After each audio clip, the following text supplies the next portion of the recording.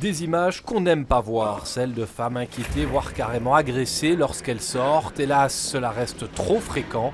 Confirmation à la sortie d'un métro. Des sifflements, des choses comme ça, mais personnellement, j'en ai pas eu énormément.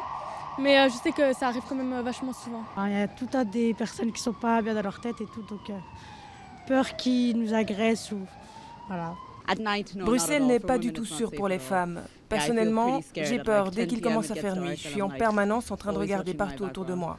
Alors la région lance une mobilisation générale pour inciter tout témoin d'agression à intervenir immédiatement. Déjà essayer d'intervenir, d'aller voir la personne, de faire semblant de la connaître, d'essayer de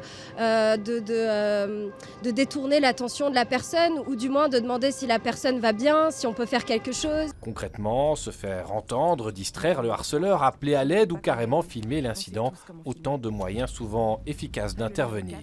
On crie fort, ce que tout le monde pense tout bas. Des acteurs du monde de la nuit, mais aussi des pouvoirs publics sont associés à la campagne.